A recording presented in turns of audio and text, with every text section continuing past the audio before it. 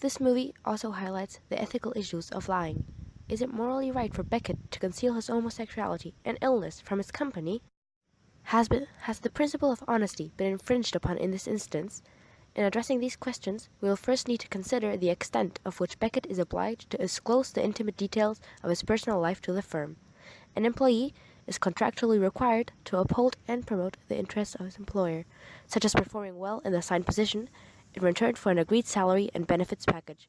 Therefore, if certain characteristics of an employee would in some way or another contravene the interests of the firm, then it most certainly possesses a right to access this information.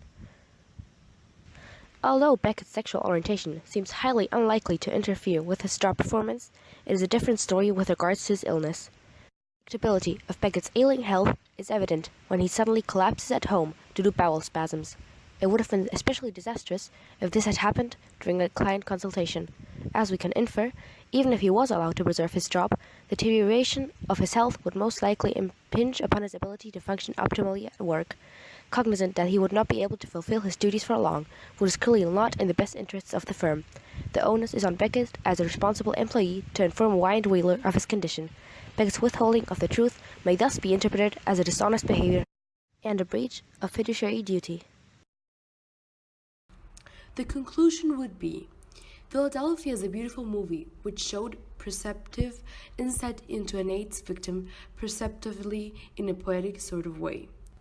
The ethical dilemmas present in the movie were dilemmas faced by the public but had never thought out deeply. The dilemma of discrimination brought up in this movie is still very relevant today, and this movie may serve as a good starting point for those who wish to study the ethics of discrimination. One must note, however, that as culture evolves towards the acceptance of homosexuality as a way of life, the ethics of the movie would evolve along with it. The most noticeable similarity between both films is the obvious discrimination against minorities, which in these cases are black people and homosexuals, specifically those with AIDS. Once these minorities try to speak up, they're silenced by the majority. An example would be when one of the maids, Minnie, gets fired by her boss, Hilly, for using the bathroom meant for the white family. Hilly had told her to go to the bathroom outside, although it was raining heavily, so Minnie goes inside, thus getting fired. She then has a hard time finding another job, as Hilly spread a rumor of her stealing. As for Andrew, he has been fired from his job as a lawyer at Wyatt Wheeler after being promoted for having AIDS.